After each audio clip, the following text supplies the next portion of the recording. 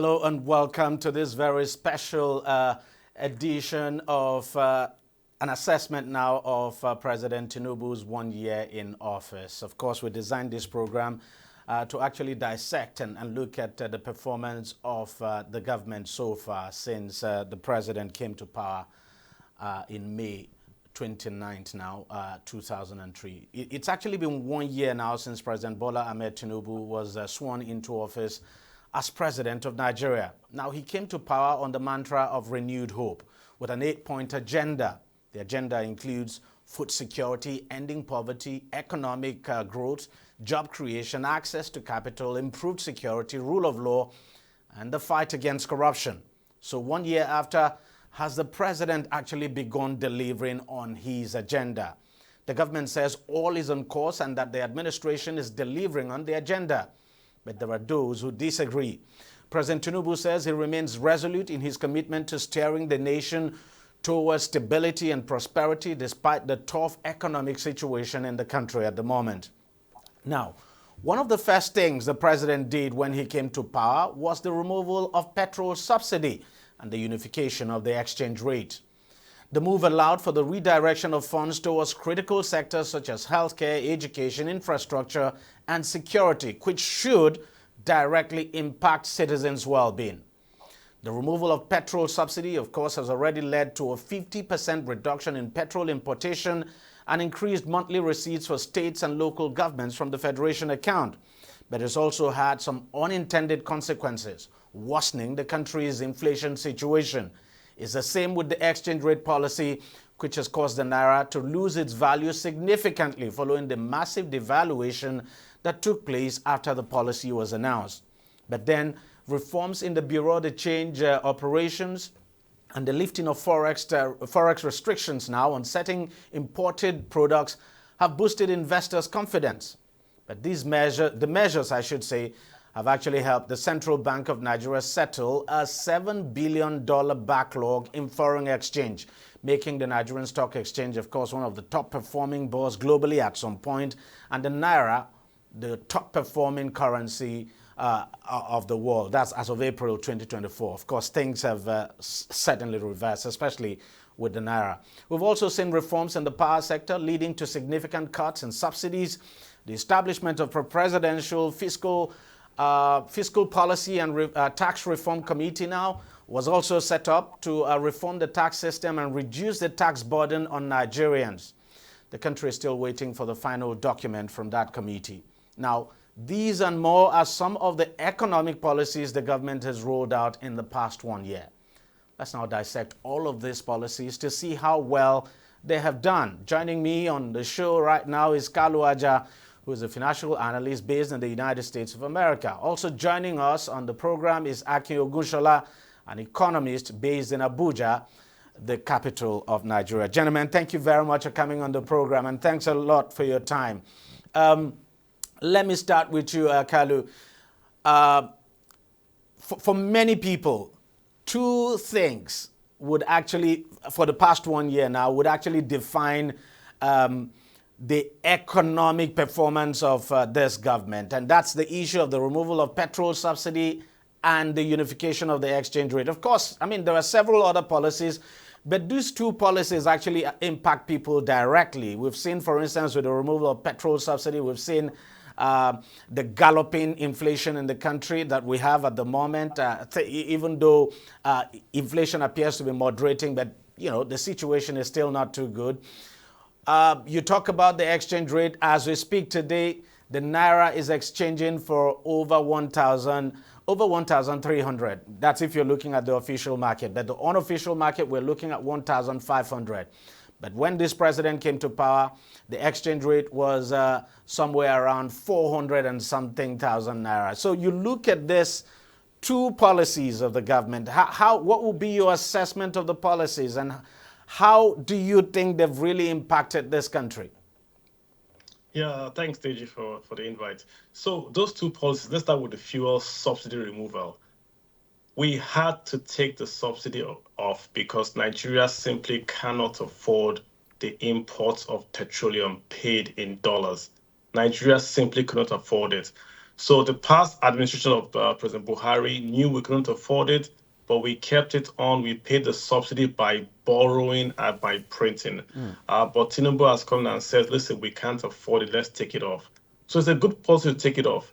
I think where we have failed is to pass the palliative, that word again, that palliatives to the consumers to say, listen, we're going to increase your costs, but we're going to cushion that increase in costs. If we had done that properly, then I think the removal of subsidy would not have been as badly felt as it is now. In terms of policy, it's the right policy. I think the problem is the implementation of the, should we say, the cushions to the increase in the operating cost of the families Let's talk and about this these in Nigeria. cushions now. Like what exactly would you have expected to see? Because I know at some point the government talked about CNG buses. Those CNG vehicles, I think, are now beginning to come, even though they're coming very late. Yeah. I know there were other initiatives. The government talked about direct cash transfer, which was at some point suspended over the probe we have in the Ministry of Humanitarian Affairs. The Minister of the coordinating minister of the economy just announced that there will be a resumption to that. But beyond those, what other things would you have expected to see in terms of cushioning the effects of the removal of petrol subsidy? I mean, wholesale reduction in the cost of living in Nigeria, specifically cost of food. The real cost of what we spend on Nigeria is food. 57% of our budget goes to food. They could have said, okay, we're going to remove VAT. We're going to suspend VAT for 3 months, or we're going to suspend payee for 3 months, whatever it is. There should have been a direct stimulus to the Nigerian population and says in the next 3 to 6 months, we will stop federal government taxes so that we could all adjust to the increase in petrol prices. They didn't do anything. They took a lot of time before they even started to share the quote unquote rise to the population. So the discontent set in, and then they have just been catching up back to the discomfort of the people. So a wholesale stoppage of VAT, payee, asking the government not to, even school fees from federal government owned schools and things like that, paying direct cash payments, all that should have been done with the CNG buses, reduction of imports of food, so that cost will have fallen as the cost of PMS has gone up significantly. And let's talk about the exchange rate now. Yeah, That exactly. So policy. that again, that was something that had to be done because we don't have the reserves to maintain the peg. We maintain the peg, which means you need the reserve to maintain the peg. We've taken the peg off, hence the naira has then found its value. The problem is not the exchange rate per se, is the lack of exports, net exports. Nigeria is not exporting, so the supply of dollars isn't coming in to cushion or to strengthen the naira. So we're focused on the end result, which is the exchange rate. We should focus more on the exports. Why are we not exporting? Crude oil is 89% of our exports. Non-crude oil exports are really, really minute in Nigeria. That's the problem. If we had exported or we had boosted our exports, then the fall in the naira will not have been felt. Also, remittances. Also, we've gone after crypto, gone after lots of people that are attacking the naira, but we haven't really brought in a lot of remittances, low cost dollars back into Nigeria. That's another big problem that we're facing. So the exchange rate is just the result of the policies that we've taken. It's not the cause of the problem, but the result of those policies that we've taken not to boost dollar inflow to Nigeria. Akin, let me come to you now. Look, the central bank is doing all it can to address the issue of inflation, but you know it's thrown several measures at the problem. We've seen the hike in the benchmark lending rate. Which is also a very big problem for especially manufacturers, and then it's impacted the cost of borrowing. Several things the central bank is doing, but on the fiscal side, we don't appear to be seeing much. And you look at the inflation, many of course have blamed it on the removal of petrol subsidy and of course this issue of exchange rate. Now you look at the way the government is addressing some of these problems now. Do you think the government could have done things probably differently that would probably address the situation and have a direct impact now on citizens, especially when it comes to the issue of inflation? All right, thank you, Dave. It's my pleasure to be here on this one-year anniversary of our President Bola Ahmed Tinubu. Talking about the inflation, yes, inflation is part of what the president actually inherited as he came into office. Before the administration came on board, inflation has been on the rise. In fact, it has been a world over problem that the whole world was facing. But come to talk about it, when the president came in, he promised that he's going to bring down inflation in one of his addresses, at the inauguration, that he's going to bring down inflation. But what we are seeing 1 year after is that inflation is at its peak in our country due to not just the monetary policy, just like you rightly said. There's little that the monetary policies can actually do in this current situation, because in the fiscal part, we know that the subsidy removal, made the price of petrol to actually go up. And as a result of that, the cost of food, transportation of food and people from one place to another within the country also went up. You will also recall that the price of diesel also went up as high as close to 1,600, 1,700. The cost of diesel also affected the price of food, because the food inflation happens to be the highest, over 40% now as we speak. So if CBN continues to tighten the economy, that is just the academic part of it. Yes, when inflation is going up, the monetary policy, the monetary aspect will say, okay, let us tighten the economy. But on the fiscal part, government is not controlling the price of food. There's no price control. The sellers are just selling, at exorbitant prices, and there's no control on that. The cost of doing business is also going high.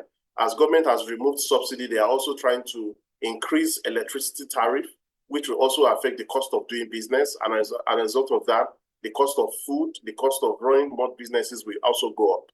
As a result of this, we saw multinational companies leaving the country, that the cost of running their business is actually high. And also, they also tabled the issue of multiple taxation, which the president also promised that he was going to, do something about it. But 1 year after his administration is still running, we've not seen multiple taxation reducing. Rather, government is even talking about increasing VAT by 2027 to about 15%.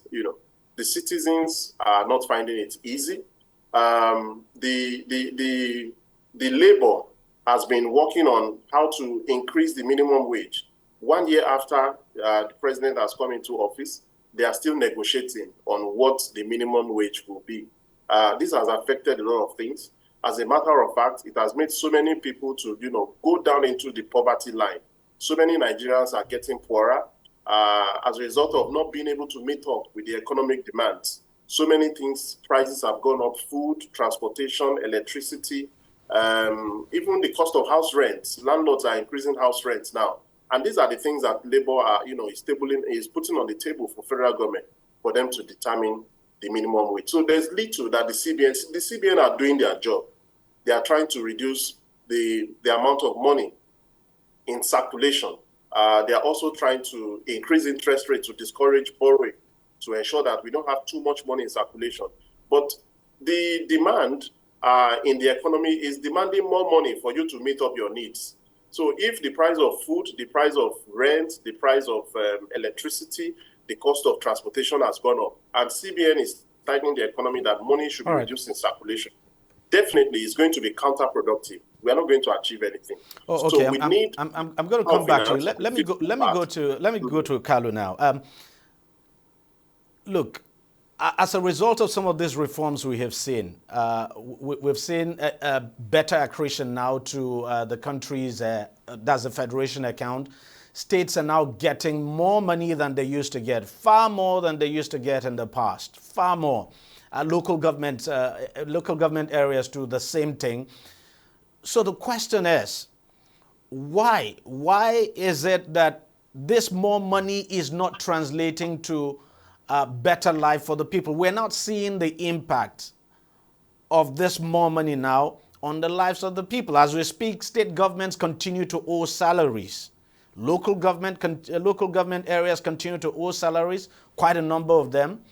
quite a number of them are still not even paying the 30,000 naira minimum wage. Of course, we're now talking about something far higher than that.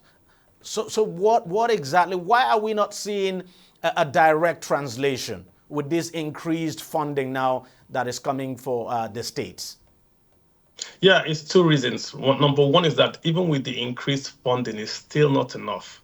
Let me give you a data point. If you look at the latest budget implementation report that we have, right, 100% of the crude oil revenues goes to pay only salaries of pensions and allowances of only civil servants.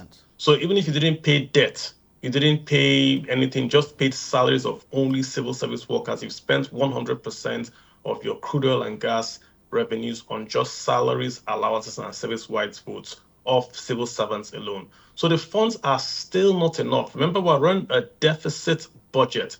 So we've got to increase our income by almost fivefold to begin to have an impact. That's the point. We are paying salaries, then we are borrowing to even pay debt and to even do capital expenditure. So it's one side, revenues are not enough. The other side is just the sheer waste and inefficiency of the government, where we have governors building airports that have no marginal productivity to the local man on the street. So we're not spending properly, we're not spending wisely, we're not joining our spending together to have a larger impact from the states to the federal to the local governments. Local governments don't exist. The states spend about 52% of their fiscal revenues, and the federal does its own spending, but it's not coordinated. So we have the government goes into the market to buy rice to distribute, raising the prices, killing consumption. There is no coordination amongst even the limited funds that we have to spend. And that's why you don't see that translating. We're doing grandiose projects, but not HDI, Human Development Index projects. No local government has got clean water 24/7 running through its taps in Nigeria. None. So we don't have clean water, we don't have cheap food and security, the three basics of life. Nigerians can't boast of having it in 2024. So you have to focus on that, fight consumption, get power back into the economy. Then you then see the economy taking shape. But right now it's like time to start a car with no wheels. That's what's going on.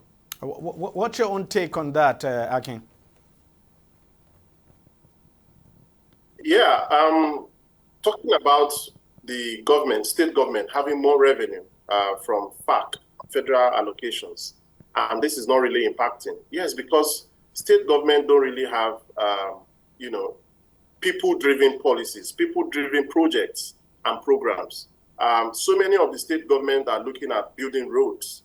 Yes, those roads are important, especially the rural roads. But how does this rural road affect the lives of the people? And how many of these state governors are actually building rural roads that will improve the agricultural life of their people? So government, in fact, the information we even have is that the state government, after getting the FAC allocations, they just go and, keep it somewhere, either bank it or, just keep it somewhere. And they are not using it for project. That's why you talk about state government still owing salaries. They cannot still meet up a salary despite increase in FAC allocation. What is going on? It means that there's no transparency at the subnational level as to how the subnational wants to affect the income of their citizens. Many of them took to sharing of palliative. They took to buying rice, buying gari, and they were sharing, which is not sustainable. They should actually look for more sustainable programs, more sustainable projects that will directly impact the lives of their citizens, so that will increase their level of income. And by doing that, the economy is going to be, jumpstart. And then people can now go into small businesses, SMEs, which will now be the engine room for, kicking the economy from where it is and making the GDP to actually grow. But none of those are actually done. And that's a kind of a setback for the economy. All right, Kalu, look, food inflation today, just as Akin talked about, is just around 40%. And this is one area that people are badly affected. If there's one thing, a lot of people, because we conducted a survey and we're of course we'll be unveiling the outcome of that survey very shortly. But, from the survey, you clearly would see that the biggest problem that Nigerians have today would appear to be food, and you could see how much. I mean, the level of inflation when it comes to food at 40% is really high. The government has thrown several measures at the problem. The other time, it said it was releasing grains from the National Reserve and flooding the market and all of that. But, all of this have not yielded any much results, if you like, because the price of food items, whether we like it or not, is still very high. And, it appears there's no respite. What do you think the government is not doing right, that it needs to look at to address this issue of food inflation? Of course, we know security is a big issue here, but then there must be something that you think the government is not doing right that it needs to begin to look at. Yeah, the quick answer is supply. We've got to focus on supply of food, short, medium, long term. Immediate supply of food has got to come through imports. There is no other way you can increase the food production without importing. When I mean importing, we're already importing, but you've got to go to the customs and say, we're going to allow zero duty, zero VAT on everything food imported into Nigeria for the next 3 months. So that food comes in, but the price of that food is low. That fights inflation immediately, because inflation is about 51%, about 10% is contributing to inflation. 51% of our CPI is food. So once you can get cheap food, you are fighting inflation. So zero cost, zero VAT, zero import duties on food for the next 90 days to get food in. That's the immediate. Then you've got to do a military campaign to rid the food growing areas in Nigeria of bandits and terrorism and all the non-state actors, so that food production can kickstart as farmers go back to the fields. Inflation is a food story, supply of food story. Once you can fix that supply of food, then you can fix inflation. You can't do monetary policy because it's a supply issue. It's not a demand issue. It's a fall in supply. Now we have the issue of the devaluation of Naira, causing farmers in Nigeria, the northern Nigeria, to export food to Chad, to Niger, and to Togo, because it's more profitable to earn CFA than to earn Naira. So that's another problem right there that you have, that is growing, that we'll have to take a peek at. But overall, the issue of inflation in Nigeria is a food issue. If you can increase the supply of food, you can fight inflation in Nigeria. Akin, do you think this is something the government should consider? I say for a very brief period, allow for the importation of food, especially for a government that says it is looking inwards and trying to stop all kinds of food imports? All right, Deji. I think I've said it several times, even on your program, that what is actually causing the food inflation, number one, is the cost of distribution of food. Yes, are we saying that we don't have food in Nigeria, that we are now lacking food? Our storage is now empty? No, we have the food. But the cost of supply of this food, how much is it now to transport rice from Kano to Lagos by road, because we don't have a rail or by air that can carry such food? So government need to look into the issue of this subsidy.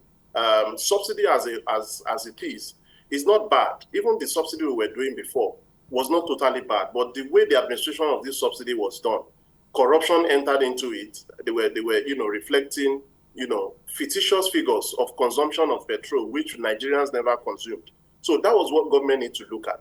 Subsidizing diesel is very important. Now, Dangote Refinery came up and said it's going to reduce the price of diesel to about 900. Recently, he said he's reducing it again to about, is it 800 or 700? But in spite of that, I've never gone to any filling station to see them selling diesel at 900 naira. As of yesterday, what I saw on the board of the petrol station is 1,250, which is still high. So the cost of transporting this food, even if we are importing, okay, it lands by ship in Lagos. How do we now transport that food from Lagos to Kano, to Sokoto, to Maiduguri? It's going to be by road, and it's going to be on diesel. So that will automatically shoot up the price of this food, apart from the cost of the forex that we're going to use to import it. But meanwhile, we even have food in Nigeria. I also said we have seen our food finding their ways out of the shores of the country. Why? Because the exchange rate is now so high. So people want to sell their rice in dollars. They want to sell it in CFA. They want to sell it in other currencies. So Nigerians are even exporting food without the government actually taking data. We saw evidences on the news where we saw trailer loads of food lined up, trying to go out of the country. So government need to ensure that diesel is actually subsidized. If not, they are talking about Port Harcourt refineries coming up. In fact, we are tired of hearing that story. We are just waiting to see this refinery actually coming up. We've seen so many dates, shifting of dates. So if we can locally produce diesel cheaper, then that will also affect the price of food. It will make it to go down. So the problem is the cost of supply, not even the supply itself, because Nigeria has food. Now, the season of famine have started. Niger state government have invested so much in tractors to ensure that food production is actually high. But what do we do to the cost of moving this food product from the bush in Niger state, in Bauchi state, in Gombe state, to other parts of the country? That is actually what government needs to do. We're running out of time now, but let me quickly ask you this, Kalu. I want to get your own take on this issue of the Dangote refinery. We understand that it will start selling petrol, that the production has started. So petrol now from the Dangote refinery may hit the market sometime next month. That's in sometime this month or maybe in a couple of weeks. Everyone is expectant. How significant will that be? Will it be a game changer for us? And secondly, of course, I would also want you to react to this issue of the exchange rate. The exchange rate now used by the Nigerian customs in calculating duties now, because there are complaints over that is just too high, and that the use of the unofficial or parallel market rate just doesn't make sense at all, and that it's also contributing to the inflation that we're dealing with at the moment. So give me your take on those, but very briefly. Yeah, Dangote game changer for exports. We're exporting the NAFTA, we're exporting those things from Dangote refinery. So that's going to be the game changer because we're going to get dollar inflow in. In terms of local pricing of petrol, it's not going to go down much because the price of petrol is a dollar price. So unless the exchange rate weakens or strengthens, your Naira purchase of PMS might be the same or by less by 20 Naira, but not major difference. That's just it, because PMS is crude oil and crude oil is dollars. So unless the dollar exchange rate changes, your payments price won't change. Again, to your last question, I've always wondered why the customs service cannot say use 500 to 1. That's a direct subsidy right there. Yeah, and that's what we talked about at the very, very beginning. So customs use even 100 Naira to $1. That's a direct subsidy to all Nigerians. That reduces the cost of inflation, reduces the cost of doing business in Nigeria, and can reflate the economy and drive consumption. So that's a subsidy that you can do directly, and Nigerians can benefit real quick. Akin, your final word on that? Oh, yes. This is something that all Nigerians have been expecting, to see that Nigeria no longer rely on importation of diesel or petroleum products. We are long overdue to begin to enjoy that. But what we see is that the dates continue to shift. Dangote refinery also has its own challenges. Dangote refinery cannot get crude from the soil of Nigeria. Dangote continues to import crude oil from the United States. So do you think that if it continues to buy from the foreign market, the price of that diesel will actually come down to what it ought to be? Nigeria needs to increase production of crude oil so that we can have some for local needs. We have so many refineries coming up, not only Dangote, not only Port Harcourt refineries. We also have some refineries in Edo State, some coming up in Sokoto State. Very quickly, I know there's a policy now from one of the agencies, one of the petroleum agencies now, that oil companies operating in Nigeria must first satisfy the local market before exporting. So maybe that will make a difference for Dangote in terms of the procurement of crude.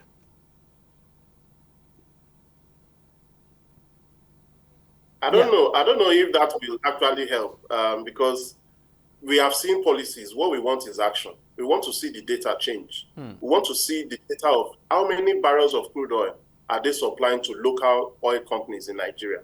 We are tired of hearing news. Dangote is coming. Port Harcourt refinery is coming. This refinery is coming. We can't wait any longer. We want to see the data. How many barrels of crude are they producing per day and supplying to local producers? Yet, Nigeria is still struggling to meet up with sales of crude oil in the foreign market so that we can get more revenue. But it's unfortunate that this policy is coming and we are not yet seeing the impact of this policy. Okay. Very quickly now, give me your take on this issue of exchange rate for customs duty.